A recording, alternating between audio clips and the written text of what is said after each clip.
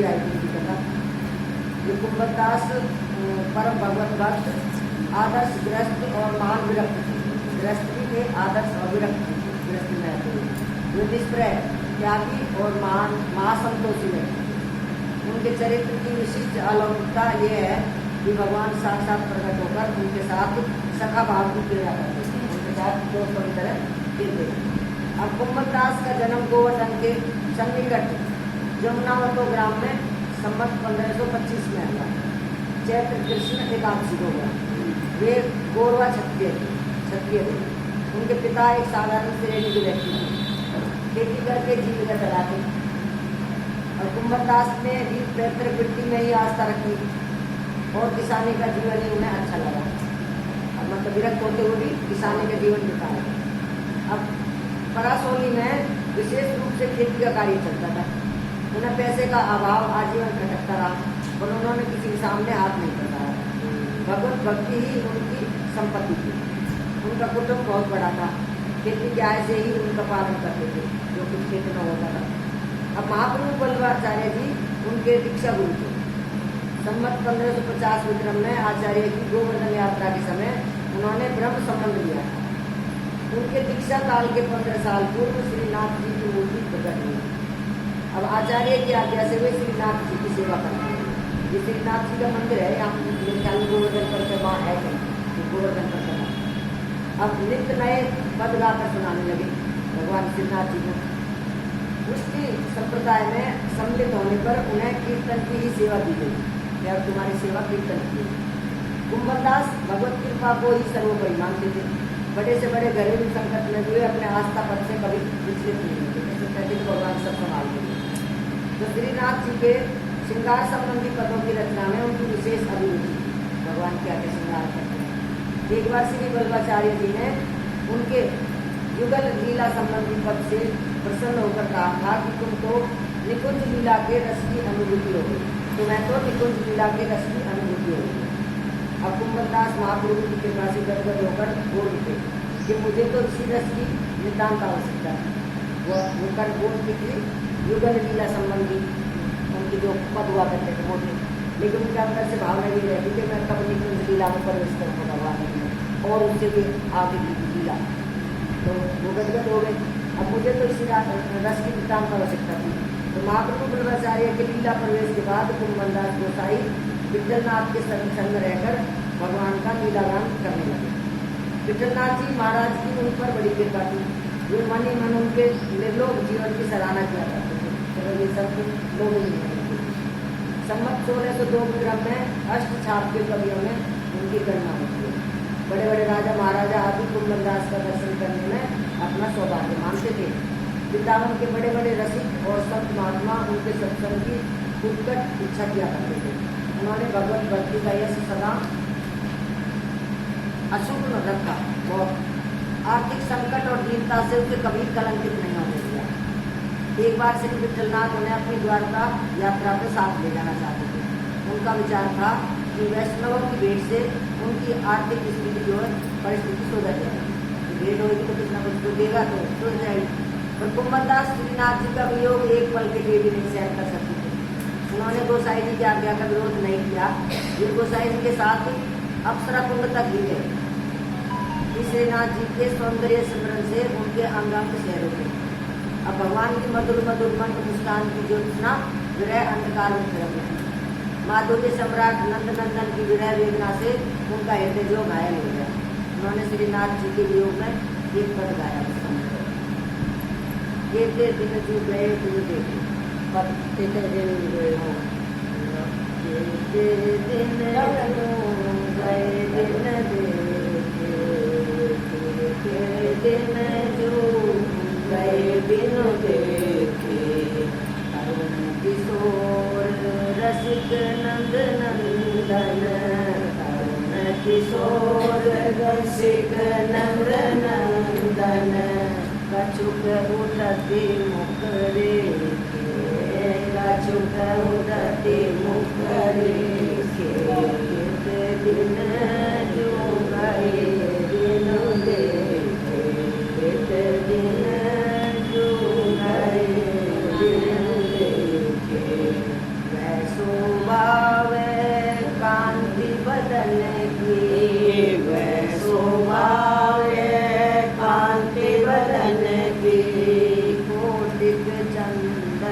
सेके कोटिक चंद विसेके दिन जो गए दिल देखे दिल जो गए दिल देखे श्याम चितवन वे हास मनोहर वे चितवन वे हास मनोहर नटवर बपुवे से नटवर बपुवे से बिन जो गए बिन देखे बिन जो गए बिन देखे श्याम सुंदर संग मिल खेलन की श्याम सुंदर संग मिल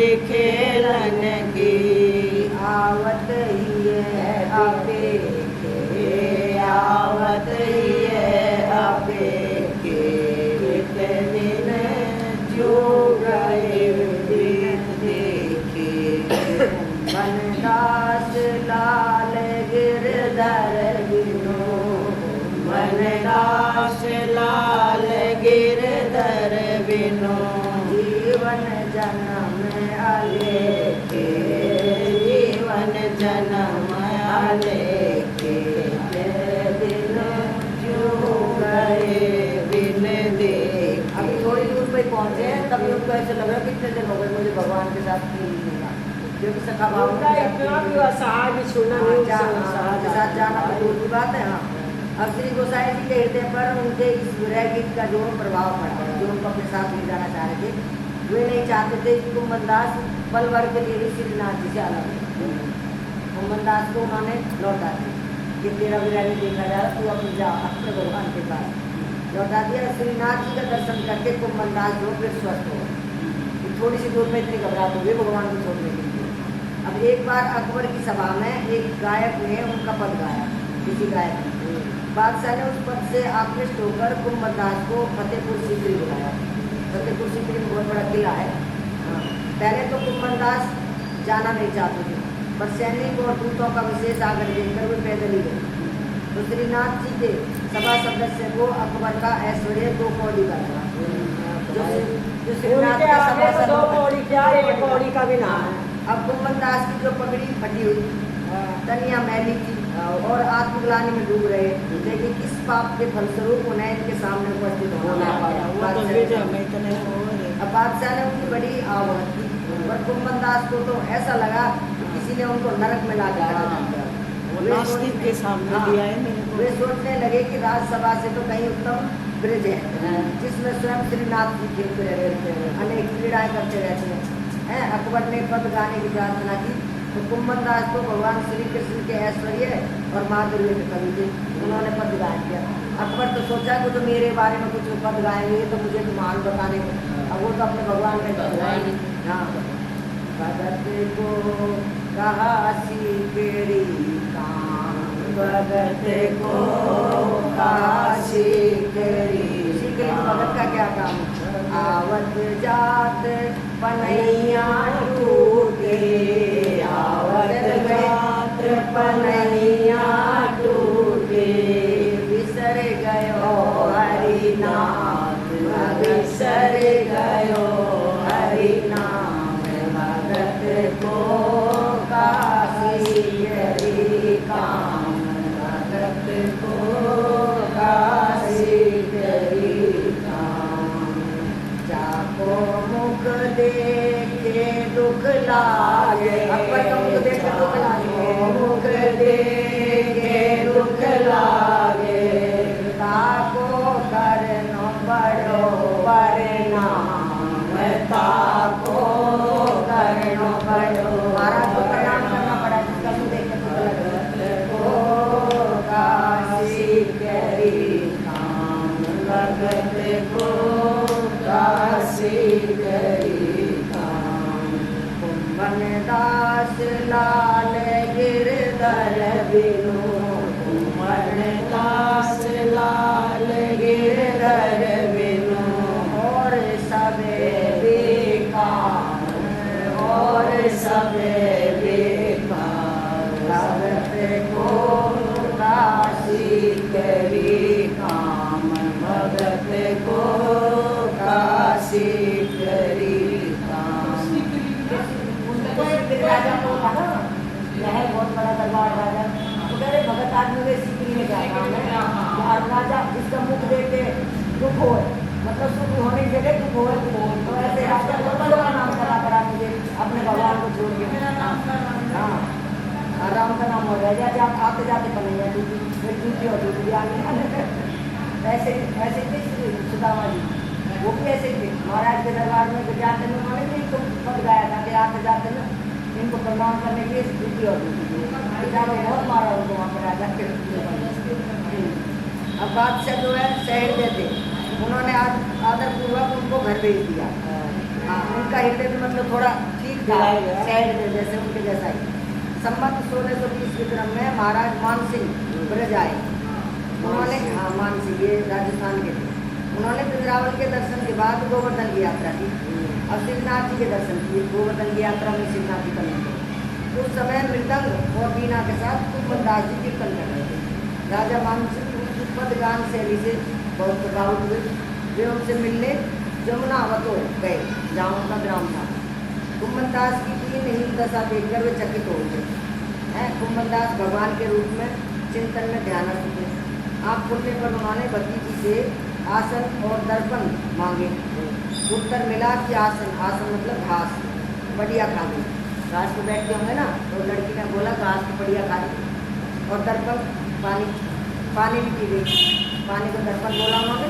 हाँ, तो पानी में दिखता है ना, तो दर्पण है। और आसन घास तो बढ़िया खा गई, पानी भी पी गई। अब आशय ये था कि पानी में मुख देख कर वे तिलक करते थे।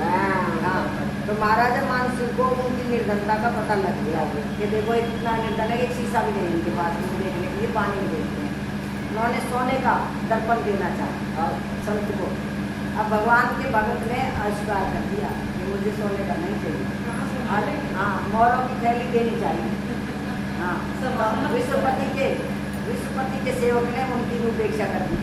चलते समय मान सिंह ने जमुनावतो गांव कुंभदास के नाम करना चाहा, ये पूरा गांव इनके नाम।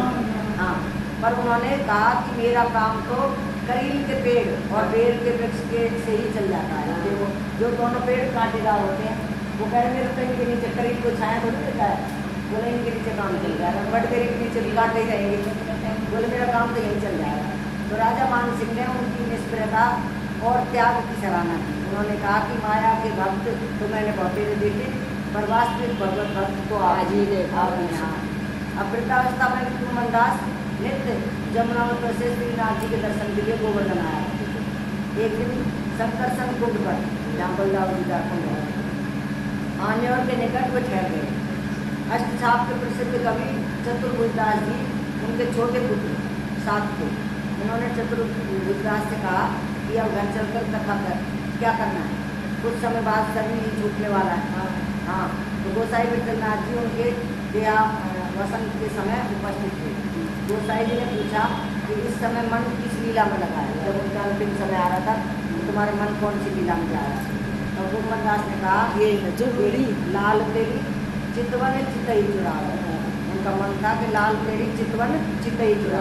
चितवन है वो मेरे चित को चुरा रहा है। और अनंतर युगल स्वरूप की छवि के ध्यान में पद गाया। और इस समय तो उन्होंने भगवान की युगल छवि को ध्यान में दिखाया कि रसिकन रस में रहते गढ़ी, रसिकन रस में रहते गढ़ी, कनक बेल दृश भानु नंदन, कनक बेल दृश भानु नंदनी, श्याम कमाल चढ़ी, रसिकनी रस में रहते गढ़ी। ये जो चीज़ है ये रस में रहते गढ़ी, रस में रहते गढ़ी।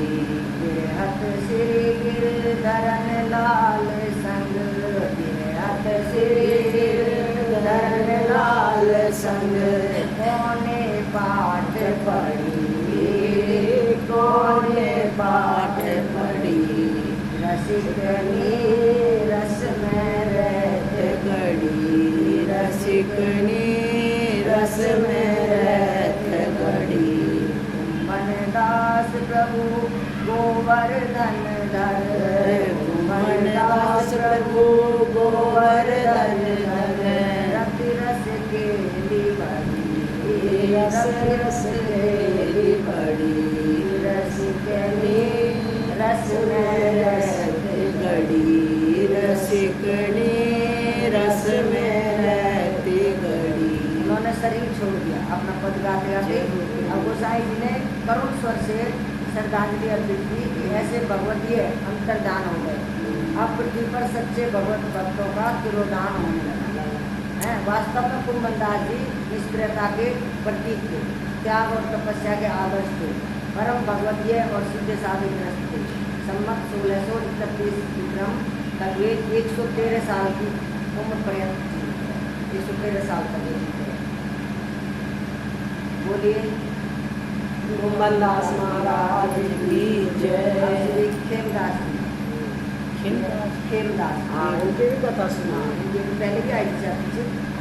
और रानी मात्र का क्षेम कुशल चाहते हुए श्री खेमदास जी बड़े भाव से संत सेवा करते थे। एक बार संतों के आने पर एक वैश्य के यहाँ से सीधा सामान लेकर आ रहे थे। तो मार्ग में एक ब्राह्मण ने व्यंग किया कि माला पहन लिए, तिलक लगा लिए, बस बाबा जी बन गए, कुछ करना ना करना, फोकट का माल खाते हैं और मटन गश्ती करते हैं। एक टोंट मारा। हाँ, अच्छे सच्चे साधु तो ये बैल हैं, इन्हें जो दो जितना दो उतना ही खाते हैं और खूब हल खींचते हैं और बाहर देते हैं। उनको कह रहे थे। तो श्री खेमदास जी ने मुस्कुरा कर कहा कि तुम ठीक कहते हैं, देखो तुम्हारा एक बैल जो चोरी चला गया है, यदि मैं उसके बदले तुम्हारे हल में चलूँ तब तो तुम मुझे सच्चा साधु मानोगे। तो तुम्हारा बैल जो एक चोरी हो गया, मैं लग जाता हूँ दूसरी जगह, तो मुझे जो समझ लेना सच्चा साधु। तो उसने कहा हाँ, यदि आप भी बैल का सा परोपकार करें तो मैं मान लूँगा कि आप भी सच्चे संत हैं। तो श्री खेमदास जी संतों की व्यवस्था करके उस ब्राह्मण के हल में जुटकर बैल के साथ हल खींचने लगे। एक साल बैल, एक साल ब्राह्मण। अब भगवान से भक्त का यह महाश्रम देखा नहीं गया, परंतु प्रभु प्रेरणा से उस ब्राह्मण का चोरी गया बैल वहाँ आगे खड़ा हो गया। तो जो चोरी करके गया था बैल वही वापस आ गया। अब ब्राह्मण जो प्रसन्न होकर उस बैल को पकड़ने गया तो उसने उसे सीट पर उठाकर दूर फेंक दिया। हाँ, और श्री खेमदास जी के पास जाकर इनका चरण चाटने लगा। यह देखकर चरण भी बहुत अच्छे हैं। अब ये देखकर जो है ब्राह्मण जो समझ गया कि खेमदास जी सच्चे साधु हैं। तो पहले मुझे कुछ नहीं समझ रहा तो वह इनके चरणों में पढ़कर बार बार क्षमा याचना करने लगा। तो श्री खेमदास जी ने ब्राह्मण को क्षमा दान देते हुए संत सेवा का उपदेश दिया और ब्राह्मण भी भक्त हो गया। बोला तो संत सेवा कर दिया करो, बताओ कि मत कसो खाली। अब छोटी सी श्री हरिदास जी, इतनी कथा है। हरिदास जी श्री अयोध्या धाम में निवास करते थे। आप भगवान श्री राम के अनन्य भक्त थे। यथालाभ संतोष की वृत्ति को अपनाए हुए जो मिल जाए उसी में यथालाभ इच्छा से जो कुछ अपने आप सहज रूप से प्राप्त हो जाता उसी से संत सेवा करते थे। एक बार संतों की बहुत बड़ी जमात इनके स्थान पर आई। कुटी में एक छठा तुलसी का सामान नहीं था। ये बड़े चिंतित हुए। तब इनकी चिंता दूर करने के लिए प्रभु ने अपने श्री चरण कमल से 5 मोहर प्रकट कर दी। जो उन्होंने 15 रखे थे भगवान, वहाँ से 5 मोहर प्रकट हो गई। घबराए हुए जब आप प्रभु के समक्ष चिंता निवारणार्थ प्रार्थना करने गए तो देखा कि वहाँ 5 मोहर पड़ी हुई। प्रभु की ऐसी कृपा देख आप बड़े प्रसन्न हुए। उन्हीं मोहरों से उन्होंने खूब संतोष किया। उसको तो नहीं होगा, कोई भगत से आ गया। उसी दिन से नित्य प्रति 5 मोहर प्रकट होने लगी। परंतु ये नित्य उन मोहरों को लेने में डरते थे। इन्हें भय लगता था कि कहीं मेरी धन में आसक्ति ना हो जाए। ये मोहर उठाते उठाते यह खर्च ना हो किसी दिन तो आसक्ति बढ़ जाएगी। आज बच गई, ये जमा कर लो, दूसरी बच गई, ये जमा कर लो। हाँ, मेरे भजन में कोई बाधा ना पड़ जाए। तब रात्रि में भगवान ने स्वप्न में आदेश दिया कि डरो मत, यह द्रव्य में संत सेवा के लिए मृत दे रहा हूँ, इससे खूब संतों की सेवा करो, कोई बाधा नहीं है। तब ये उन मोहरों को लेने लगे। ये मोहरों को रोज की रोज खर्च कर देते। आज उठाई तो आज ही खर्च कराई, कल के लिए 1 पैसा भी नहीं बचाते नहीं थे ना। ये अपने उपदेश वाली श्री अवध और सरयू का बहुत महात्म्य वर्णन करते हैं। अब है उद्धव जी, थोड़ा सा 4 पंक्ति आ गए उद्धव, आ गए 4 पंक्ति का अनन्य श्री राम भक्त श्री उद्धव जी स्वयं श्री हरि और हरिजन दोनों की सेवा में सदा तत्पर रहते थे। हरि और हरि के जन दूसरों को भी यही उपदेश देगी। इनके उपदेश से प्रभावित होकर एक राजा ने संत सेवा का व्रत लिया। वेश मात्र में उनकी अपार निष्ठा हो गई। अब तो वो जिसका वेश देखे साधु जैसा तो उसमें भी निष्ठा हो गई थी। एक दुष्ट ने राजा की इस निष्ठा का अनुचित लाभ उठाना चाहा। वह साधु का वेश धार कर राजा के यहाँ गया।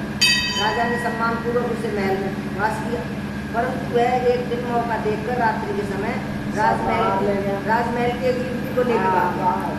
इससे राजा को बड़ा रोष हुआ। उसने श्री उद्धव को उपालंब दिया कि आपके कहने से मैंने संत सेवा प्रारंभ की। बुलाना दिया, उपालंब का मतलब बुलाना दिया उद्धव जी को कि तुम्हारे कहने से मैं संत सेवा कर रहा था, ये देखो संत सेवा का फल हमारे गाँव की लड़की को लेकर चला गया। हाँ, तो देखिए ये वेशधारी ऐसे ऐसे घृणित कार्य करते हैं।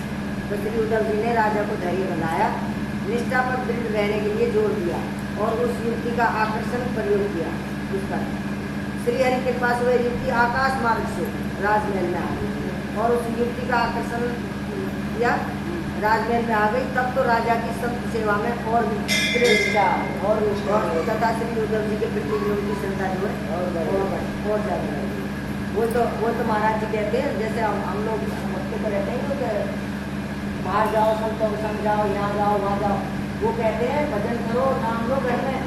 बाहर बहुत पाखंडी वेश में संत घूम रहे हैं, क्योंकि संत वेश तो उनका संत है, लेकिन उसकी दुष्टता आप लोग को भारी पड़ जाए और शरीर है आपका, तो आपको जो सच्चे संत है उन पर विश्वास हो जाएगा। और कोई गंदा संत अगर ऐसे कर दे, किसी को लेके भाग जाए कुछ कर दे उसका, तो सब जो अच्छे संत है उन पर से निष्ठा उठ जाएगी तुम्हारी। इसलिए बोला जहाँ तुम सुरक्षित रहो, अपने घर वालों के साथ जाओ, अपने सहपाठियों के साथ जाओ, अकेले आप कहीं कहीं किसी गाँव में मत न जाओ।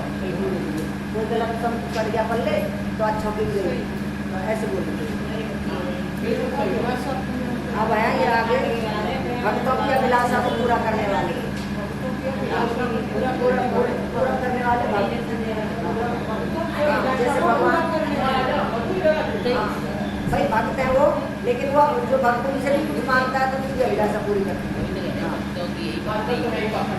इनमें नाम है अपाकन ज़्यादा मिल रहा है इसलिए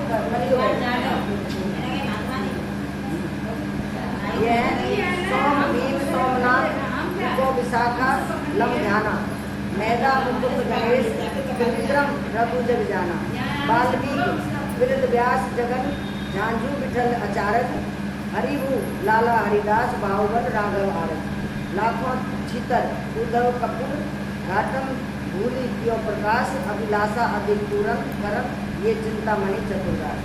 ये भगवान के जो भक्त हैं, ये अपने भजन में साधना में बड़े चतुर हैं। ये जो भक्तों के नाम लिए बहुत चतुर हैं अपनी साधना में, तथा पुत्रों की अधिकाधिक अभिलाषा को पूर्ण करने के लिए ये चिंतामणि के समान खुद तो हैं ही चतुर और दूसरों का भी भला करते हैं। इनके नाम है श्री सोम जी, श्री भीम जी, श्री सोमनाथ जी, श्री पिको जी, श्री विशाखा जी, श्री लम ध्यान जी, श्री मेहदा जी, मुकुंद जी, श्री गणेश जी, श्री त्रिविक्रम जी, श्री रघु जी, श्री वाल्मीकि जी, श्री वेदव्यास जी, श्री जगन जी, श्री झांझू जी। ये सब छोटी छोटी कहानियों में इनके सबके श्री विठल और श्री आचार्य जी, श्री हरिभू जी, श्री लीला जी, श्री हरदास जी, श्री बाहुबल जी, आर्य श्री राघव जी, श्री लाखा जी, श्री छितर जी, श्री उद्धव जी, श्री कपूर जी और श्री घाटम जी, श्री भूरी जी। ये सब भक्त जगत में प्रसिद्ध थे। कितने सारे भक्त हैं, ये सब प्रसिद्ध थे और इन सभी ने अपने सुयश से जगत को प्रकाशित किया। ऐसे ही उन्होंने उनके यश फैल गया। अब इनका सबसे पहले है श्री स्वामी जी। आप बड़े ही समृद्धिशाली संत थे। आपके यहाँ संत सेवा कीर्तन सत्संग की धूम मची लगी। आपके उत्कर्ष को देखकर आपका ही एक गुरु भाई आपसे अत्यंत द्वेष करता था। उसने आपका अनिष्ट करने की छल बल को बहुत किया, पर वो सफल नहीं हो सका। तब अंततः तो उसने आपके श्री गोपाल जी को चुराकर गहरे जलाशय में फेंक दिया। जलम देखो कितनी बुरी चीज़ है, परंतु गोपाल जी स्वयं जलाशय से निकलकर सिंहासन पर विराज। उसने फिर फेंका तो फिर श्री गोपाल जी विराज कितनी बार फेंकेगा। अब श्री सोम जी को इसका कुछ भी रहस्य मालूम नहीं था। उन्हें तो कुछ पता ही नहीं था ये क्या कर रहा है। उसने पुनः तीसरी बार भी गोपाल जी को चुराकर फेंकने का निश्चय किया। तो गोपाल जी ने सुपन में भेज दिया कि मैंने 2 बार को तो तुम्हारा अपराध क्षमा कर दिया है, परंतु यदि तीसरी बार फिर वही तुम कुकृत करोगे तो मैं क्षमा नहीं कर सकता। यदि तुम अपना कल्याण चाहते हो तो श्री सोम जी की शरण में ग्रहण करो, अन्यथा सर्वनाश हो जाएगा। अब ये सुनकर गुरु भाई को बहुत घबराया और तत्काल श्री सोम जी के पास आकर अपनी समस्त काली करतूत उनको कह सुनाई और तब क्षमायाचना मांगी, क्योंकि जब तक उन बातों को वापस नहीं बताएगा तो जलन रहेगी हृदय में। अब मैंने ये करा इनके साथ, अब बोलने से क्या होगा, वो खत्म हो गई, उन्हें क्षमा भी कर दिया। तो श्री सोम जी ने तो उसका कोई अपराध ना तो जाना ही था और ना उन्होंने माना, फिर भी उनकी प्रार्थना पर उसे क्षमादान देते हुए संत भगवान सेवा का आदेश दिया कि संत और भगवंतों की सेवा करो, ये आदेश दिया। अब दूसरे हैं श्री भीम जी। ये भी श्री राम जी की उपासना करते थे। जूनागढ़ के पास निवास स्थान था, जूनागढ़ गुजरात में। राम के अधिक राम पर दासा की भव्य भावना से भावित होकर आप अत्यंत अनुरागपूर्वक संतों की सेवा करते। एक बार इनकी सेवा निष्ठा की परीक्षा के लिए स्वयं भगवान 5 संतों का वेश धारण कर इनके यहाँ पर आए। इन्होंने बड़ी सेवा शुश्रूषा की, फिर हाथ जोड़कर पूछा कि मैं आप लोगों का कौन सा प्रिय कार्य करूँ। तो संतों में से एक ने इनकी पत्नी मांगी, 2 ने दोनों पुत्रियों को तथा अन्य 2 ने दोनों पुत्रों को मांगी। 5 का परिवार 5 मांगी। इन्होंने सहस्त्र संतों को पत्नी, पुत्री तथा पुत्र प्रदान कर दिए। अब संतों के चले जाने पर इनको तो बड़ा संतोष हुआ कि मेरे पूरे कुटुंब को संतों ने स्वीकार कर दिया, परंतु पड़ोसियों ने इन्हें बहुत उल्टा सीधा सुनाया कि तुमने अपने बच्चे बाल बच्चे दे दिए। तो श्री भीम जी शांत चित्त से सबकी व्यंग बौछार जो है सुनते रहे, जिसने भी जो कहा चुपचाप शांति से सुनते रहे। संतों के प्रति इनके मन में किंचित भी कोई भाव नहीं था। उन्हें पता थी अगर संत शरण में गए तो कुछ न कुछ बढ़ाई होने वाला नहीं। संतों का शरण ही ऐसा है भाई। परीक्षा में प्रथम श्रेणी के उत्तीर्ण हुए। ये परीक्षा थी तो प्रथम श्रेणी आए। प्रातःकाल सबके आश्चर्य में ठिकाना नहीं रहा जब सब लोगों ने श्री भीम जी की पत्नी तथा पुत्रों को घर पर पूर्वक पाया, मानो कोई कहीं गया ही नहीं था। जैसे और दिन रहते थे वैसे ही थे। तब सबने आपकी महिमा जानी, अब चरणों में पढ़कर क्षमा मांगी। इस प्रसंग को सुनकर एक दुष्ट ने साधु वेश धारकर इनकी पत्नी को मार दिया, दुष्ट ने। परंतु इनकी पत्नी को लेकर जो ही वे अपने घर में घुसा तो उसके घर में सर्प भर गए, पूरे घर में सांप। उसको ऐसा प्रतीत होने लगा कि श्री भीम जी की पत्नी के शरीर से सर्प जो है निकल कर घर में भर रहे। फिर तो वह उनके पाँव श्री भीम जी के पास लौट आया और उनकी पत्नी उनको सौंपते हुए पुनः समाया। मांगने की चीज़ है, मांगने की चीज़ पत्नी हाँ, दुष्ट संतों के यही काम होंगे। लेकिन वो भी तो पतिव्रता नारियां थी। सर्प निकल कर्ण के पास कोई जाता था, कोई सीखने दानवीर कर्ण था, उसके पास कोई चला जाता तो मना नहीं करता था। तो उसने आज तक तो साफ नहीं किया। वस्तु मांगी जाती है ना, आड़ताल वैसी है ही नहीं। परीक्षा लेने के लिए पहले कैसे संबंध रहते हैं, इसकी तो मांगनी चाहिए। अवगी तो अब ऐसे ही ध्यान राशि छोटी छोटी कथाएं तो लेंगे। आप सदा भगवत ध्यान में मगन रहते थे। वाणी से कभी नाम इनका ध्यान दास, वाणी से कभी भी असत वाक्य नहीं बोलते। असत्य लिखा है इसमें, असत्य वाक्य लेंगे सत्य। अतः इनके मुख से जो भी वचन निकल जाता वह सत्य होता है। एक दिन एक वणिक दंपति इनकी शरण में आए। वे रोकर अपना दुखड़ा सुनाने लगे कि महाराज न जाने किस पाप से मेरी संतान जन्मते ही मर जाती है, इससे हम लोग बहुत दुखी रहते हैं। ऐसी कृपा कीजिए जिससे हम लोग इस दुख से मुक्त हो जाए। भैया तो हो ही ना, वो तो फिर बेचारे मर भी जाते हैं। तो श्री ध्यानदास जी ने उपदेश दिया, कबहु असत ने भाषिए से अतिथि सप्रेम, यहाँ वहाँ ले सकल सुख सत्य संगत करेंगे। उनका उपदेश मानकर वणिक दंपति रत्नकुल आचरण परायण हो गए। फलस्वरूप थोड़े दिनों में घर में नातू पोतों का छगन मगन था। उन्होंने कहा कि कबहु असत न भाषी, झूठ मत बोलना, से ये अतिथि सप्रेम, जो कोई अतिथि आए प्रेम से श्रद्धा से उसको सेवा भाव करिए। यहाँ वहाँ ले ही सकल सुख, ये इधर उधर में सुख नहीं है, सुख है सत्य संगति करेंगे तो सुख जो यहाँ मिलेगा। तो उन्होंने ये वाली उनका आचरण मान के इसे आचरण चलने लगे तो भगवान को पोता मंदिर में रहने लगा। और श्री मुकुंद जी ये श्री प्रबोधानंद के शिष्य थे, शिष्य के छोटे, हाँ छोटे। आपने बड़ा बढ़िया आश्रम बनाया था, खूब संत सेवा करते हैं। एक बार एक संत ने इनसे कहा कि मुकुंद तुम अपना आश्रम हमें दे दो और अपने लिए दूसरा आश्रम बनवा लो। इन्होंने शहर से आश्रम सबको दे दिया और स्वयं जंगल की राह ली। वन पथ में एक राजा का घोड़ा सहसा मर गया था, जिससे उसे अत्यंत दुख था राजा को। इन्होंने कृपा करके राजा का घोड़ा जो है जीवित कर दिया। अब इनकी महिमा जानकर राजा ने इनके लिए पहले से भी बढ़िया आश्रम बनवा दिया और साथ ही संत सेवा का प्रबंध भी कर दिया कि अब इस आश्रम में रहो, संतों की सेवा करो। अब श्री वृद्ध व्यास जी इनकी सतगुरु एवं संतों में निष्ठा थी। घर में एक ब्याह योग्य कन्या थी, उसके विवाह के लिए इन्होंने सामग्री एकत्र की थी। इसी बीच इन्हें पता चला कि श्री गुरुदेव जी के यहाँ उत्सव मनाया जा रहा है, तो इन्होंने वह सारी सामग्री गुरुदेव जी को अर्पित कर दी। इन्होंने यह परवाह नहीं की कि कन्या का विवाह कैसे होगा। तो भगवान ने एक वैश्य को प्रेरणा की, किसी वैश्य को दिया सपना कि वह विवाह का सब सामान इनके घर पहुँचा देगा। उन्हें जाकर लड़की को जाकर किसी वैश्य को अब कन्या का विवाह यथा समय पर सानंद संपन्न। हाँ, देखो भगवान की माया। अब श्री जगन जी आप बड़े गो संत सेवी थे, ये गौ सेवा वाले थे। एक बार आपकी एक गाय को चोर चुरा ले गए। गायों की सेवा में रहने वाला आपका शिष्य बहुत दुखी हुआ कि अब सिंह ठाकुर जी को दूध का भोग कैसे लगेगा, गाय चोरी हुई। यही तो एक दूध देने वाली गाय थी और वह भी चोरी में चली गई। फिर वह अपने गुरुदेव श्री जगन जी पर नाराज होने लगा कि एक संत तो श्री नामदेव जी थे, जिन्होंने मरी हुई गाय को जीवित कर दिया, अपने गुरु से लड़ाई कर रहा है, और एक आप जिन्होंने जीवित को ही गंवा दिया, कोई चोर कर ले जा रहा, आपको पता नहीं चली।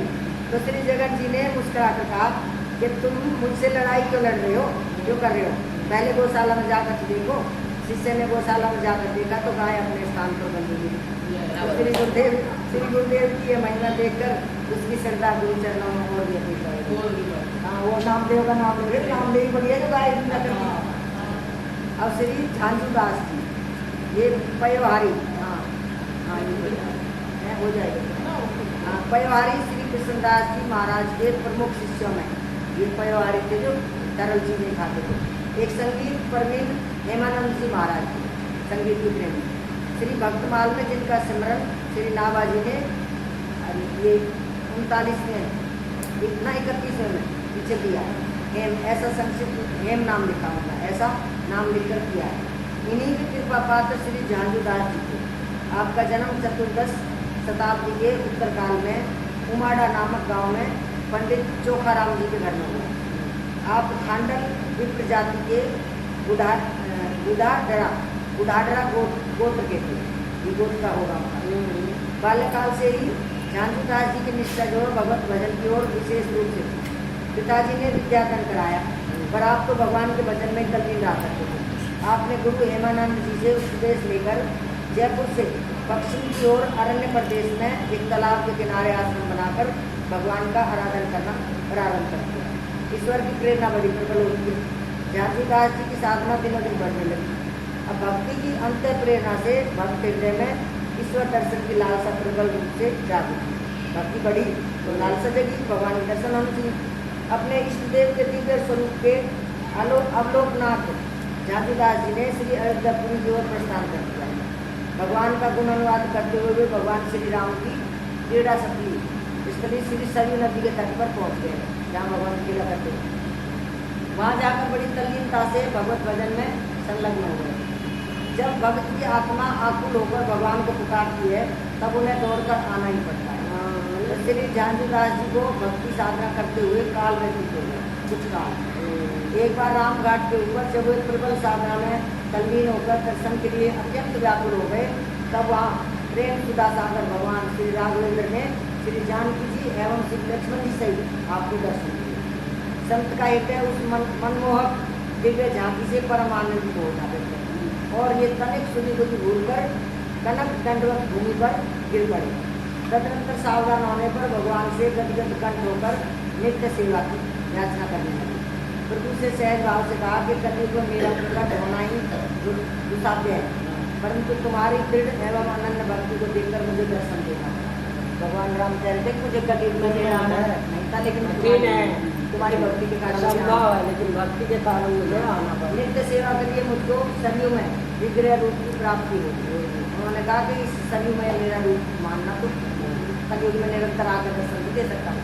वो चाहते थे कि रोज आओ ऐसे, उसे ले जाना और उसके स्थापित कर उसकी सेवा करना। सरयू जी का सरयू का विग्रह बांसुरियों में मिलेगी हाँ, मूर्ति। हाँ, श्री झांझूदास जी ने अब प्रभु के दिव्य स्वरूप को बार बार देखने की प्रार्थना की। तब प्रभु ने कहा तुम्हारे उत्सवों में मैं नीलकंठ पक्षी के रूप में आऊंगा।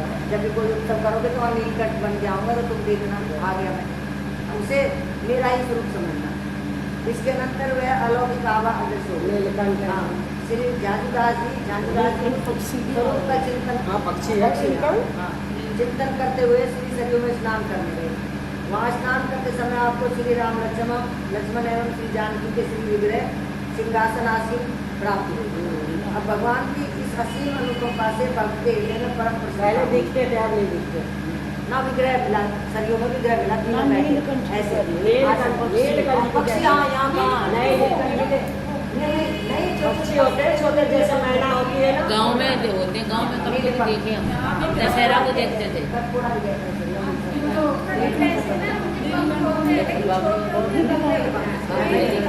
अब उन्होंने बड़ी छोटी बच्चे भगवान की उनको नहीं, इसमें तो नाम भी नहीं कहा। सिंहासन को सिरोधार्य करके अपने स्थान की ओर प्रस्थान किया।